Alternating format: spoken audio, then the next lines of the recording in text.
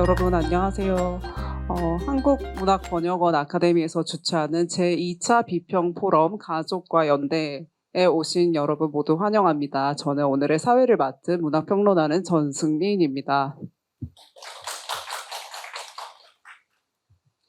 네, 저희가 2차 포럼부터는 온라인까지 병행을 하고 있어서 다행히 여기 아직 화면에는 없지만 저의 컴퓨터에는 줌으로 와주시는 분들의 리스트를 볼 수가 있어요. 그래서 저희가 온오프라인을 확장해서 함께하고 있는데 아쉽게도 1차 포럼, 계급을 키워드로 했던 1차 포럼에서는 오프라인으로만 진행이 되어서 조금 그때도 온라인과 함께 했으면 더 좋았을 거라는 아쉬움이 조금 들지만 그만큼 더 이번 시간은 되게 반갑고 기쁜 시간인 것 같습니다.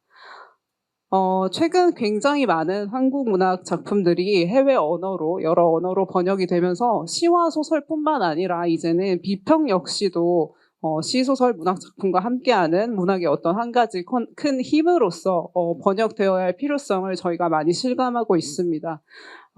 더불어 우리가 현재 지금 살아가고 있는 동시대 문학 작품들의 최근 경향을 거시적으로 파악하고 또는 미시적으로는 개별적인 작품들을 함께 읽어보고 논하는 그러한 조금 더 지면보다 훨씬 더 역동적이고 생생한 그러한 자리의 필요성 또한 함께 저희가 실감을 하고 있습니다.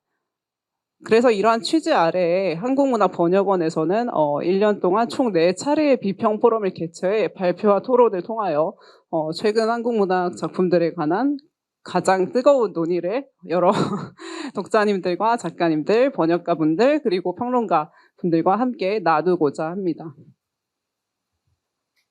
지난 5월에 있었던 1차 포럼에 와주신 분들이 계실지 모르겠습니다. 그때는 계급이라는 키워드로 계급에 대한 그동안의 전통적인 정의부터 퀴어나 섹슈얼리티 그리고 비인간 그런 것들을 계급이라는 스펙트럼으로 넣어서 조금 더 넓게 펼쳐보았던 시간이었습니다.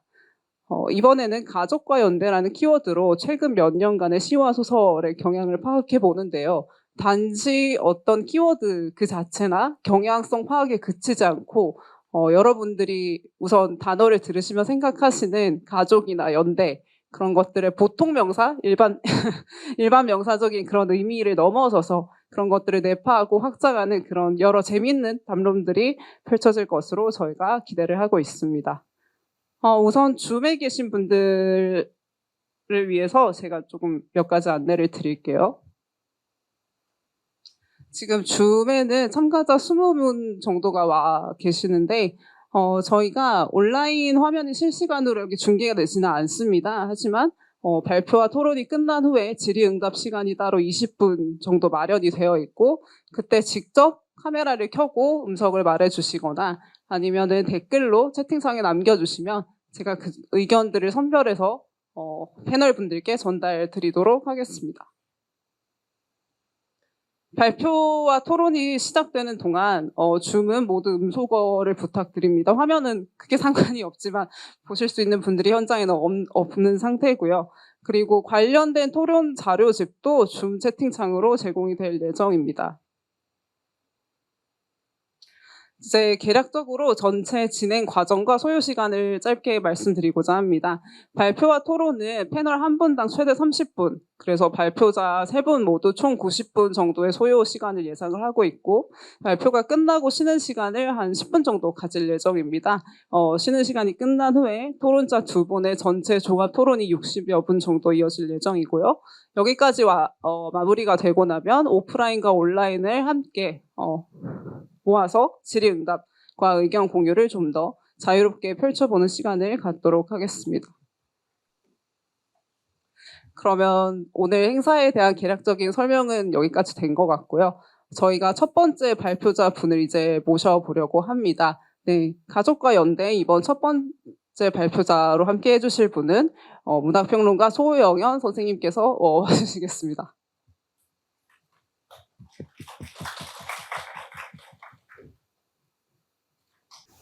네, 안녕하세요. 소개받은 소영은입니다.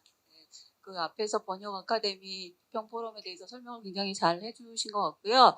일단 발표가 뭐 이렇게 완성도가 굉장히 높지 않아서 좀 죄송한 마음이 있긴 한데, 제가 고민하는 지점에 대해서는 이게 무슨 학술 발표의 장은 아니기 때문에 제가 고민하고 그런 문제들에 대해서 좀 함께 나누었으면, 고민을 같이 나누었으면 좋겠다는 생각이 있고요. 그리고 최근 한국 경향의 어떤 큰 흐름 이런 것들을 제가 좀 소개해 드린다, 이런 식으로 받아들이시면 될 것 같고요. 그다음에 추가적으로 그럼에도 불구하고 새로 확장해서 논의하고 싶은 것이 무엇인지 이걸 그냥 공유하는 자리로 삼았으면 좋겠습니다. 제가 이제 오늘 발표를 하긴 할 건데요. 이 그냥 취지에 대해서 우선 좀 설명을 드리고, 제가 그 고민했던 지점에 대해서 먼저 말씀을 드리려고 합니다. 이 글은 애초에 제가 이제 뭐 이번에 계속 최근에 그 한국 문학 경향에 대해서, 지난번에는 계급이고요, 이번에는 가족이고, 다음번에 사랑, 그 다음번에 이제 폭력이라는 키워드로 한국 문학에 대해서 이제 좀 검토를 해보려고 하는데요. 이 가족이라는 용어도 굉장히 뻔하고도 뭐 친숙하고도 낡은 것이기도 하고, 그런데 실제로는 한국에서 최근에 한국의 많은 소설들이 이 가족에 관련된 이야기들을 다시 쓰고 있다는 판단을 하고 있고, 그게 이제 어떤 흐름 속에서 이런 관심이 이제 폭발하고 있는지에 대해서 제가 좀 설명을 하고 싶었고, 그림을 그리고 싶었고, 근데 그거보다 더 중요한 것은 제가 여기에서 오늘 원래 다루려고 했던 작품들은 이제 웹툰인데요. 그 웹툰 마영신의 엄마들이라는 작품과, 그다음에 이제 정영록 작가의 남남이라는 작품이 있습니다. 그래서 두 작품에 대해서 제가 좀 다루고 싶었는데요. 이제 이게 가족의 이야기이기도 하고, 엄마의 이야기이기도 하고, 엄마의 연애 이야기이기도 하고, 엄마의 성생활의 이야기이기도 한데요. 지금까지의 가족이라는 어떤 틀로는 전혀 접근할 수 없는 재미있는 어떤 이야기들을 담고 있는데, 그 이야기들이 이제 제가 최근에 생각했을 때는 문학이라는 곳의 본주가 그냥 소설로만 한정될 수는 없다고 생각을 하고, 웹툰까지 다 포괄해서 문학에 대한 이해를 이제 풍족하게 넓혀가야 된다고 생각하는데, 이런 관점에서 봤을 때 좀 이 엄마들과 이 남남을 어떻게 해석할 것인가가 저의 약간 지금의 고민이고요. 그래서 지금 이제 그거를 하기 위해서 사실은 소설의 흐름 속에서 가족 서사가 어떻게 흘러왔는지 그 변화를 좀 살피다 보니, 사실은 남남과 엄마들에 들어가기 직전에 멈춰 있다라고 이제 제가 말씀드려야 될 것 같은데요. 그래서 한국에서 가족 수사가 좀 문제가 된 게 언제였고, 그다음에 가족 서사가 구체적으로는 어떤 양상을 띠면서 이렇게 변화해 왔고, 그다음에 지금 이 엄마들은 어느 지점에서 등장하고 있는지, 거기에 대해서 제가 오늘 설명을 하게 될 것 같습니다. 자, 구체적으로 좀 말씀을 드리자면, 사실 이제 가족 서사라는 것은 이미 충분히 뭐 예상 가능하시겠지만 굉장히 오랫동안 낡은 것으로 치부되어 왔습니다. 뭐 특히 이제 1990년대, 한국에서 1990년대라고 하는 것은 개인이 등장한 시기를 말하는 건데, 개인이 등장한 이후에는 더더군다나 가족이라는 게 굉장히 무의미한 것이 됐죠. 그래서 전통적인 것, 낡은 것, 권위적인 것, 보수적인 것, 버리고 싶지만 버릴 수 없는 애잔한 것, 무엇보다 가부장적인 것과 다르지 않은 것, 뭐 이런 식으로 가족이 이해되어 왔고요. 90년대 이제 가족을 다룰 때는 가족은 벗어나고 싶은 것에 가까운 거죠. 나 개인이 잘 이제 나를 성장시키기 위해서는 가족은 거기로부터 벗어나야 되는 것, 이렇게 그려졌어 왔고요. 그다음에 그럼에도 불구하고 잔존하는 어떤 힘들이 남아 있었는데, 그게 이제 2000년대 소설들에서는 다양한 형태로 여전히 가부장제는 굉장히 강조하지만, 그건 그냥 그늘이거나 그림자거나 부재하는 형식이나 이런 방식으로 존재했다고 말씀드릴 수 있을 것 같아요. 그래서 구체적으로는 김혜란의 달려라 아비 같은 경우에는, 이제 이거 나중에 제가 좀 언급하기도 할 건데, 김혜란의 달려라 아비라는 작품은 이제 사실은 이게 싱글맘 미혼모의 이야기이거든요. 그런데 당시에 이 작품을 읽을 때는 아무도 그렇게 읽지를 않았어요. 이걸 가족 서사로 읽었었다는 게 굉장히 흥미롭기도 한데, 지금 돌이켜서 생각해보면 굉장히 흥미롭기도 한데요. 이게 이제 아이를 혼자 낳아서 기른 엄마의 이야기인데, 근데 아버지가 여기서는 아버지는 아무 역할도 하지 않았거든요. 끝내 처음부터 끝까지 아무 역할도 하지 않았어요. 근데 그럼에도 불구하고 소설에서 소설 내내 아버지는 있었던 사람으로, 어딘가에 떠난 사람으로 이렇게 그려졌어요. 그러니까 이게 굉장히 흥미로운 것은, 가부장제의 어떤 힘이라는 것이 아버지를 없는 존재인데도 여전히 있는 것처럼 그리게 만들 정도로 가부장제의 힘이 셌다는 거고, 그다음에 이제 다른 한편으로는 정상가족에 대한 이데올로기가 굉장히 강했다는 거죠. 그런 방식으로라도 정상가족이 계속 유지되어야 한다라고 생각했던 그런 어떤 뭐 이념이랄까, 이런 것들이 2000년대에도 굉장히 2000년대 강구했다, 이런 생각을 하게 되고요. 그런데 사실 가부장제 시스템이라는 게 2000년대 들어가면 굉장히 많은 균열이 일어나거든요, 한국에서. 그래서 이제 김희설 소설 같은 작품들이 있는데 이게 이제 2000년대를 넘어가면서 2000년대, 2010년대를 좀 지나가면서 사실 가부장제는 거의 힘이 없습니다. 그래서 아버지의 뭐 권위 같은 것도 사실은 별로 없는 거죠.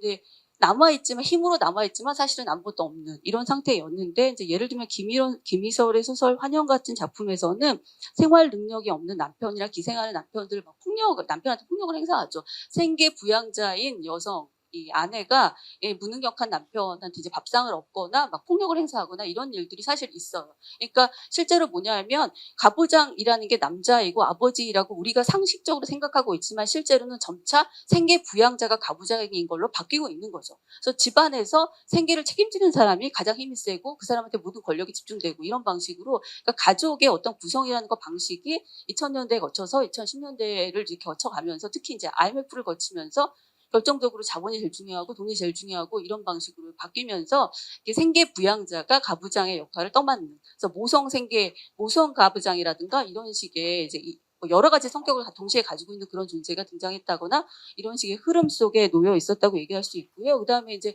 2010년대를 넘어가면 그러면 이제 사실은 가족은 그냥 경제적인 공동체에 훨씬 더 가까운 그러니까 친밀성을 나누거나 같이 뭘 하거나 그런 게 아니라 경제 공동체이거나 혹은 이제 복지를 대신해서 사회가 복지를 다 아무것도 책임져 주지 않기 때문에 그 복지를 대신해서 복지를 떠맡는 어떤 공간 그런 역할을 나누는 사람들 뭐 이런 거에 가까운 그래서 우리가 기존에 생각했던 친밀성을 나누는 뭐 관계라든가 어떤 관계 속에서 그러니까 역할 관계인 거죠. 아버지 역할, 엄마 역할, 할머니 역할, 뭐 고모 역할 이런 식으로 역할 관계 속에서 유지되던 어떤 관계라는 게 사실은 다 무너져 내린 거고 그런 건 없는 거고 그냥 경제 공동체로 유지되는 이런 방식의 그래서 경제 공동체로 잘 굴러가야 할 때는 가족이 마치 똘똘 뭉치는 것처럼 그래서 굉장히 가족의 의미 있고 가족의 힘이 센 것처럼 그런데 다른 한편으로 이 경제적 공동체가 아무런 힘을 발휘하지 않을 때는 완전히 해체되어 버리고 남남처럼 그래서 얘가 경제 공동체의 어떤 중요한 생계 부양자의 역할을 하다가도 얘가 아무런 무능력 그러니까 실직을 한다거나 얘가 그런 식의 생계를 책임질 수 없다거나 그런 존재가 되면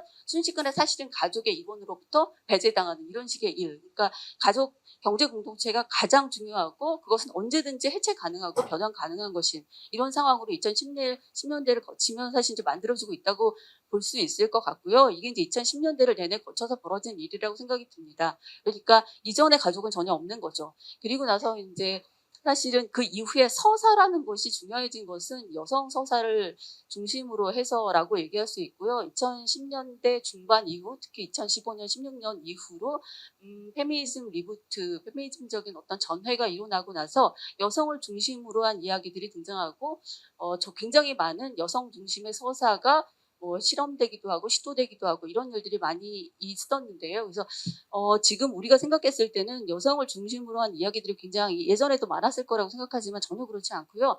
2015년에서 16년이 지나서야 예, 엄마, 딸, 언니, 동생, 이모 조카라든가 해서 굉장히 다양한 형태의 그다음에 자매뿐만 아니라 회사 동료, 그다음에 선배와 후배 이런 방식으로 해서 그리고 뭐 두 사람이 아니더라도 세 사람, 네 사람 혹은 시대를 좀 가로지르는 어떤 관계라든가 이런 방식으로 해서 여성을 중심으로 한 어떤 서사가 새롭게 2015년 이후부터 굉장히 이제 폭발적으로 증가하기 시작했고요. 이게 이제 최근에는 2020년대 전후로 해서 어떤 변화가 생기냐 하면 이게 역사를 다시 쓰거나 여성 서사가 이제 좀 더 두터워지고 굉장히 다양한 형태로 실험이 되는 건데 뭐 아까 작품 뭐다 지나간 것 같은데 아까 뭐 완전히 해체되고 가족이 경제 공동체에 그러니까 완전히 경제 공동체가 돼서 그냥 생계 부양자를 중심으로 해서 뭐 가족이 계속 재편되는 그런 과정들은 편혜영의 소설이나 이런 것들을 통해서 이제 볼 수 있는 거고요. 황정은의 연년세세, 정세랑의 시선으로부터 한정연의 소녀 연예인 이보나 최은영의 밝은 밤 이런 방식으로 해서 이 여성의 3대 혹은 그 앞으로 거슬러 올라가자면 4대 그래서 증조할머니, 할머니, 어머니, 나 이런 방식으로 이 여성을 중심으로 한 보통 일반적인 가부장이라는 게 아버지, 할아버지, 그러니까 나, 아버지, 할아버지 이런 방식으로 해서 혈연을 중심으로 계보를 다시 짜는 걸 얘기하는 건데 이거를 완전히 재편해서 엄마를 중심으로 하는 거죠.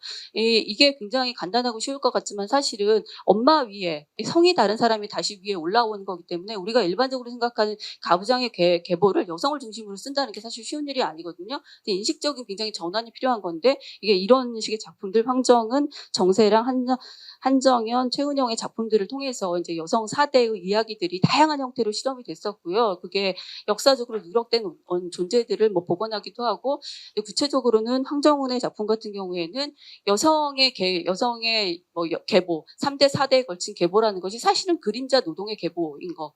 예, 그러니까 여성 노동의 계보인 거 이런 것을 포착하기도 하고 밝음강 같은 경우에는 이제 여성 서사로 3대, 4대로 거꾸로 올라갈 수 있다는 걸 보여주는 거죠. 여자만을 중심으로 해서 여자 관계도 여자의 우정이라든지 여자의 친구, 그러니까 뭐 우정뿐만 아니라 뭐 자매라든지 그다음에 혈연으로, 그러니까 제도가 만들어낸 어떤 여자의 관계라든지 이런 것들을 통해서 3대, 4대로 거꾸로 다 거슬러 오를 수 있다는 걸 이제 보여준 서사이기도 하고요.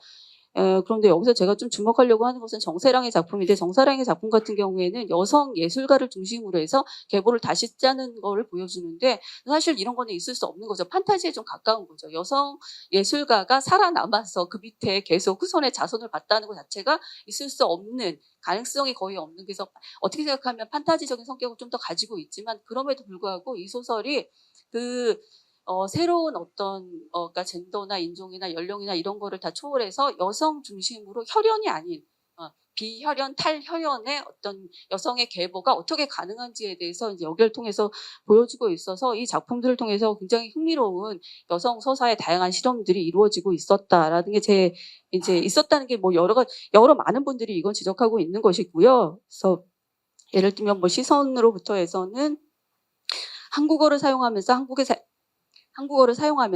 살지만 혈연으로 구성되어 있지는 않은, 혈연 중심주의와는 꽤 먼 거리에 놓여 있는 과정을 상상하게 하고 또 혈통은 말할 것도 없이 한국 사회에서 이렇게 굉장히 조심스럽게 다뤄야 되는 혼혈 문제에 대해서도 그 계보 속에서 혼혈이 등장할 수밖에 없게 만드는 이런 이야기들을 짜고 있기도 하고요. 그다음에 이제 제사 같은 경우에 애초에 이 스시성으로부터라는 소설 전체가 제사예요. 심시선 여사한테 제사를 지내는 이야기인데 이게 그런 거죠. 일반적으로는 제사라는 것 자체가 남성의 혈통 계보에 대해서 추모하는 이런 방식의 이 제도인데 이 리추얼을 가지고 와서 전혀 다른 방식으로 다 계보를 짜는 거죠.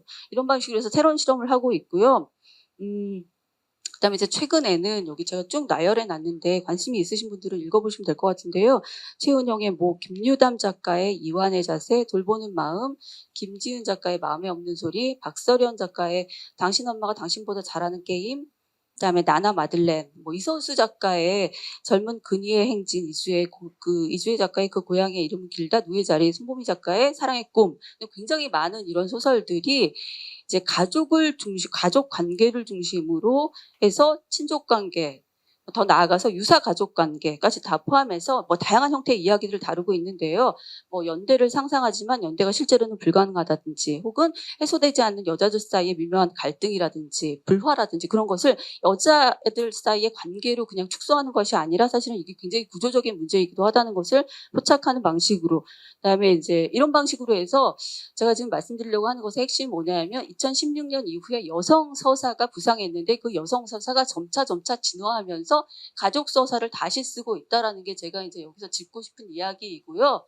이 가족 서사의 핵심적인 특징은 비혈연, 탈혈연의 어떤 성격을 가지고 있다는 게 제가 여기서 이제 한번 짚으려고 하는 거고요. 그다음에 요거와는 다른 각도에서 퀴어 서사가 이제 새롭게 가족 쓰기를 다시 하고 있는데 퀴어 서사도 굉장히 많은 형태의 그 서사들이 있는데 그 가운데에서 퀴어 서사는 이제 최근에 특히 여기서 제가 다루려고 하는 것은 김명훈 작가의 작품들인데요. 김명훈 작가의 어떤 작년 작품들이나 이런 것들은 퀴어 서사인데 퀴어 서사를 기반으로 해서 그걸 확대하고는 있는데 다양한 형태의 가족 서사로 실험을 하고 있다는 거고, 요거의 큰 특징은 사실은 이제 이전에 여성 서사가 확대된 방식일 때는 비혈연, 탈혈연의 성격을 많이 가지고 있었다면 이거는 굉장히 흥미롭게도 전혀 비혈연과 탈혈연의 방식이 아닌 거죠. 그러니까 이 가족을 다시 쓴다고 할 때 우리가 보통 일반적으로 생각하는 혈연을 넘어서서 그다음에 이런 가족관계, 친족관계를 넘어서서를 상상하는데 퀴어 서사를 가족 서사로 확장할 때는 오히려 굉장히 혈연 문제에 집착을 하고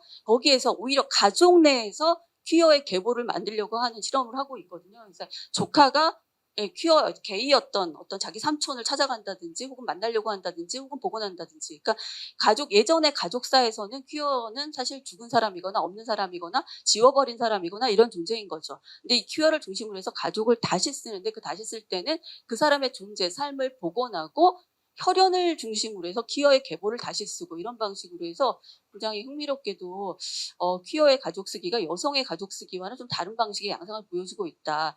근데 이제 이거를 제가 이 김병훈 소설을 통해서 이걸 좀 보고 있는데요. 여기 보시면 여기서 제가 김병훈의 소설 중에 이제 다루고 있는 것은 한 3작품 정도 되는데요. 하나는 이 맨 앞에 작품은 그리고 여기서부터가 사소한 일이다. 이 작품은 그 안에 퀴어인 그러니까 게이 작가가 실제로 자신이 커밍아웃을 하는 이야기를 담고 있는 소설을 그러니까 작품 안의 이야기인데요. 그런 소설을 발표하고 나서 벌어진 일들을 다룬 소설. 그러니까 이중 삼중에 같은 이야기를 이렇게 메타적으로 반복하고 있다고 할 수 있는데요.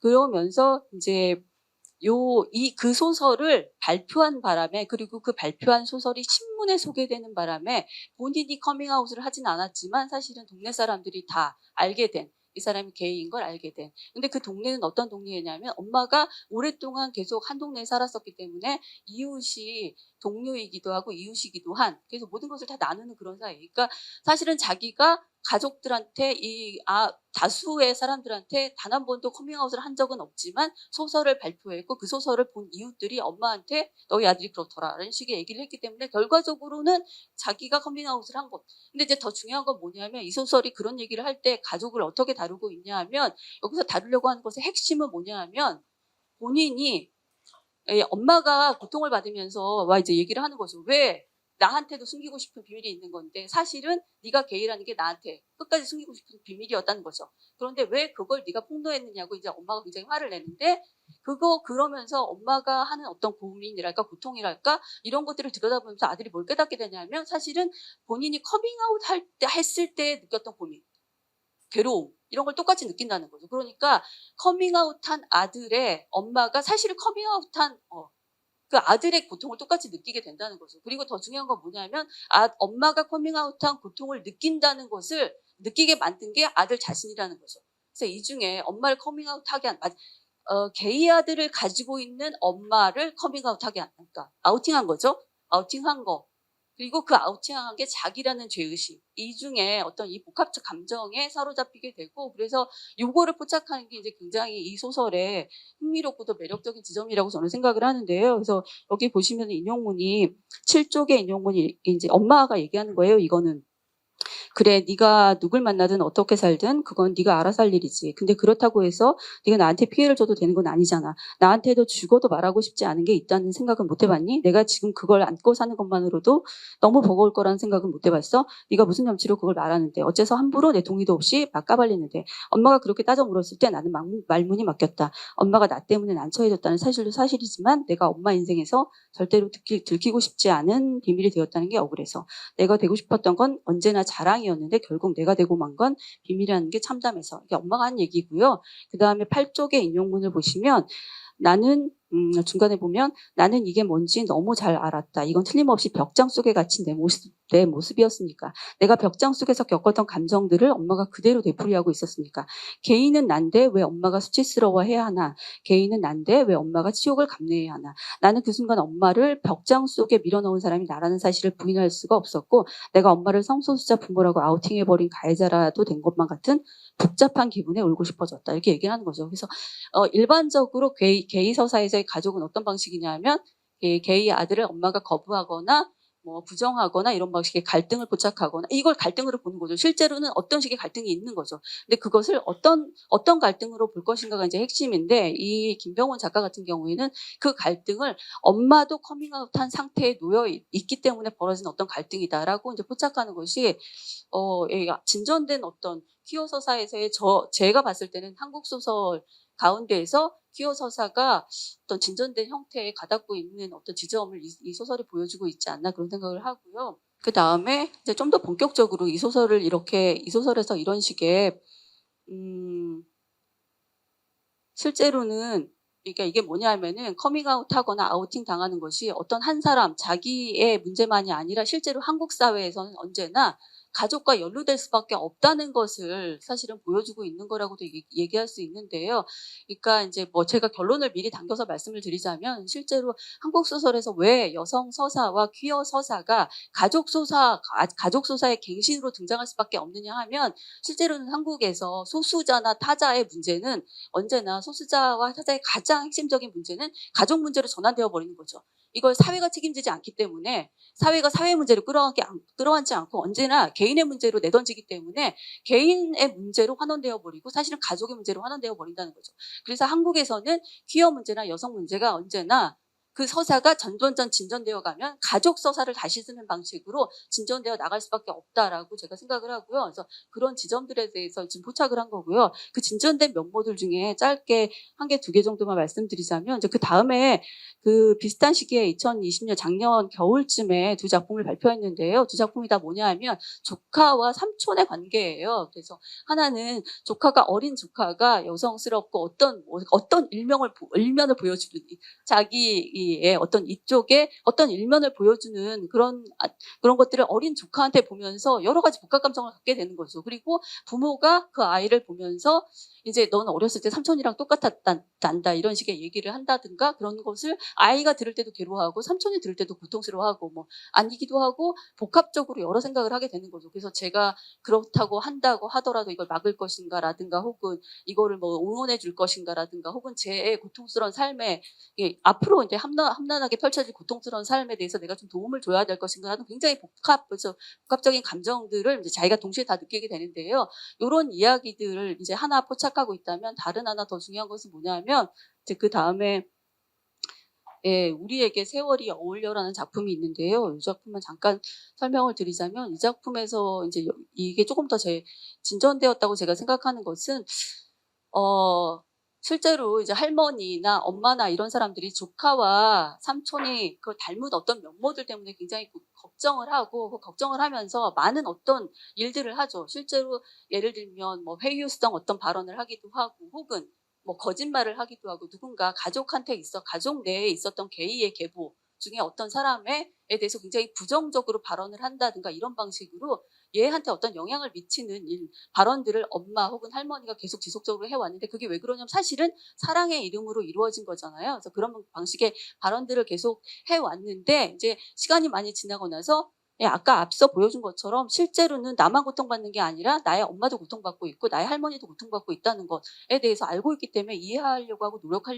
이해하려고 하고 최대한 화해하려고 하고 모든 것을 자기가 받아들이려고 하고 수용하려고 하고 참으려고 하고 이런 식의 태도를 취했었는데 이제 확실하게 어느 순간 알게 되는 거죠. 그래서 이제 하나의 에피소드만 말씀을 드리자면 삼촌 굉장히 좀 먼 오촌 당숙 뭐 이런 분이 사실은 그 이제 게이였고 그다음에 미국에 가서 살다가 에이즈로 죽었다는 이야기를 전해 들어요. 이제 가족 내에서 그랬는데 그래서 그분이 돌아가셨다는 게 굉장히 이 아이한테 지금 사는 나한테 그게 어떻게 생각하면 좀 뭐랄까 좀 아프고도 좀 고통스러운 기억으로 고통스러운 어떤 자기의 미래를 보는 것 같기 때문에 고통스러운 어떤 건인 거죠. 사실인 건데 그런데 이제 이게 엄마가 돌아가시고 나서 그걸 알게 돼요. 사실 그게 거짓말이었고 그분이 한국에 돌아와서 정착해서 굉장히 잘 사시고 HIV 감염인이지만 20년 동안 살았고 여전히 건강하게 살고 계시고 그다음에 사실은 자기가 굉장히 만나고 싶어 했다는 사실을 알게 돼요. 그래서 이제 굉장히 재밌는 건데 삼촌과 그 조카의 게이의 계보를 확인하고 서로 그렇게 되는 거죠.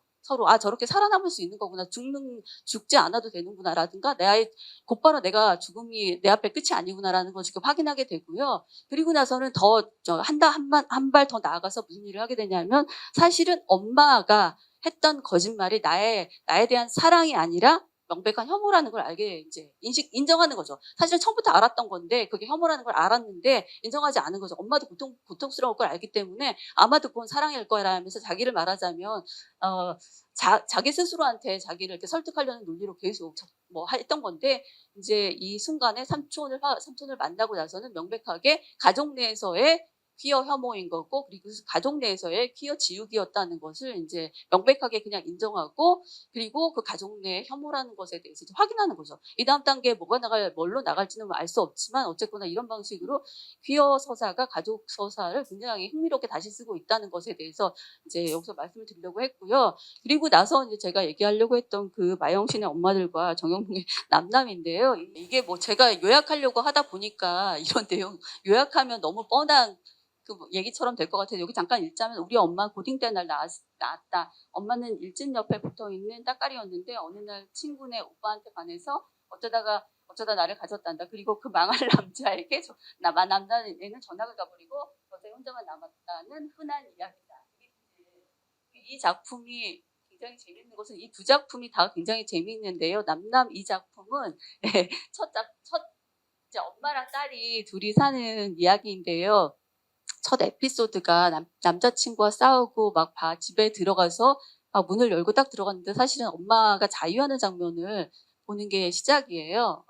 그래서 이제 중년의 자위에 대해서 얘기를 하는 거죠. 여기서부터 시작하는 건데, 이게 단 한 번도 생각해 보지 않았지만 막상 딱 접했을 때, 아니, 그리고 사실은 일상적으로 굉장히 많이 누구나한테나 있을 일인데도 이걸 보는 순간 이게 깜짝 놀라서 숨기고 싶어 하는 이런 일이 벌어지는 거죠. 그래서 이게 엄마의 성이라는 거에 대해서 이제 일단 생각해 보게 하는 거고요. 그리고 나서 이제 돌아가면 이런 거예요. 엄마가 이런 사람이에요. 그래서 여기에서 이제 엄마는 학교를 그래서 졸업하지 못하고 이렇게 오빠를 갑자기 너무 사랑해서 이 아이를 낳았고요. 오빠는 그 가족한테 얘를 굉장히 이제 엄마는 비난을 받고, 그리고 그 오빠는 부모한테 끌려서 다른 학교로 전학을 가고, 그리고 나서 이후에 만나지 못하고, 그러니까 한마디로 말하자면 아까 말씀드렸던 미혼모 싱글맘인 건데요. 그리고 나서 보면은 단 한 번도 그 뒤에 남자가 없었다고 얘기를 해요. 그러니까 우리가 일반적으로 여고생이 애를 낳았다고 했을 때 생각하는 어떤 클리셰적인 그런 것들이 있잖아요. 윤리적인 문제라든가 성적인 문제에 둘러싼 어떤 윤리적인 판단들이 있잖아요. 그래서 사실 그 판단들을 다 이제 모아하면서 그 엄마의 삶을 이렇게 들여다보고 있거든요. 그래서 여기 이 엄마들은 그 이혼을 하신 경우는 거의 없고요. 다 그냥 결혼하신 분들이죠. 그리고 이제 다 연애를 하고 계시고요. 애인이 굉장히 많으시고요. 그 중에 이제 이렇게 노래하는 오빠한테 빠져서 했는데, 실제로는 저 분들은 어떤 분들이냐면, 이렇게, 네, 어디든 막 가고, 막 돈도 다 대주고, 몸도 대주고, 막 이러면서 연애를 하는 이런 식의 엄마들이고요. 굉장히 행복하게 잘 살지만 관계는 하지 않은 채 살고 있었던 한 분에 대한 이야기이고요. 이거 같은 경우에는 이제 이분이 주인공인데, 저분이 주인공이에요. 저 옆에 있는 저분이 이제 주인공인데, 저분 주인공의 이야기는 뭐냐면, 네. 그러니까 이분들이 다 중년의 여성들이고요. 우리가 보통 일반적으로 결혼이라고 생각했을 때 그 이전에 상상하는 것 있잖아요. 낭만적인 사랑을 경험한 후에 결혼에 이르러서 아이를 낳고 행복하게 핵가족으로 이루어서 산다라는 식의 되게 클리셰적인 어떤 생애 주기랄까? 네, 이런 거에 사실은 부합하는 사람은 세상에 그렇게 많지 않다는 거죠. 그리고 이 엄마들은 어떤 엄마들이냐면 그런 식의 낭만적인 사랑이나 이런 것들을 한 건 아니고요. 이제 부모들이 빨리 결혼을 아무 남자나 소개시켜서 얼른 결혼하게 하고, 그래서 결혼하고 나서는 그냥 아이를 키우면서 살았지만 사실은 이제 자기가 어떤 존재인지 몰랐다가 어느 순간, 그리고 굉장히 삶이 어려워지면서 빈곤해지면서, 그러니까 실제로 빈곤하신 분들이 많은데 하위층이신 여성분들이 많은 건데요. 그러면서 실제로 직업을 가지게 되고, 근데 그 직업이라는 게 이제 청소 노동자이거나 아니면은 그 주방 일을 하시는 분들이거나 이런 것들인데요. 이제 이런 일들을 하시는 분들이 사회생활을 하면서 이제 자기의 외로움이나 이런 것들을 이렇게 만나게 되고, 또 이런 얘기만 있는 건 당연히 아니고요. 청소 노동자분들이 이제 노조를 만들려고 하다가 결국은 아주 사소하게 자기를 괴롭히는, 그리고 부당한 어떤 요구를 하는, 폭력을 행사하기도 하고 그다음에 성폭력을 가하기도 하고 굉장히 이런 식의 부정적인 행동을 하는 사람들에 대해서 저항하기 위해서, 이게 대단한 저항이 아니고 대단히 노조를 만드는 어떤 행위라고 생각하지도 않으면서도 그분들이 그런 행동을 하고 결과적으로는 이 소장을 내쫓기도 하고 노동 환경을 좀 변화시키기도 하고 이런 일들이 다 들어있고요. 그리고 자기의 성이나 자기의 어떤 감정이나 이런 것에 굉장히 솔직한 이런 여성들이 등장하는데, 이 이야기들을 앞서의 그 소설, 제가 말씀드렸던 여성 서사, 퀴어 서사와 어떻게 같은 자리에서 논의할 수 있는지가 사실 제가 약간의 고민이고, 그래서 그냥 소개만 드리고 앞으로 조금 더 고민해서 잘 담겠다, 이런 정도로 말씀드리고 마쳐야 될 것 같습니다. 여기까지 마치겠습니다. 감사합니다.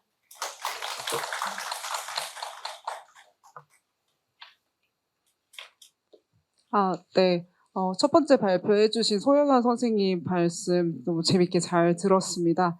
90년대부터 2000년대 그리고 2010년대까지의 가족이라는 단어가 갖는 어떤 함의의 맥락을 짧게 요약해 주시면서 그 변화 속에서 특히 여성 서사들이 페미니즘 전의 이후 2016년 이후에 뭔가 가족 혹은 가부장제라는 제도와 문화권을 바깥으로 탈주해 나가려는 어떤 원심력에 의한 서사들이 많이 발생하고 있다면 반대로 최근에 퀴어 서사들 같은 경우는 다시 가족 쓰기를 시도하는 일, 다시 혈연 중심으로 이루어진 원가족과의 관계성을 다시 사유하는 그런 고심력과의 어떤 두 상반되는 역벡터의 관계로 아주 흥미롭게 잘 비교를 해주시면서 마지막에 참고 자료로 제시되었던 온라인에 잘 비춰졌는지 모르겠습니다만 굉장히 제가 볼 때는 아주 흥미로운 텍스트였거든요. 그래서 그 두 가지 확장되는 어떤 웹툰 서사 텍스트까지 제시를 해주시면서 첫 번째 발표를 아주 흥미롭게 잘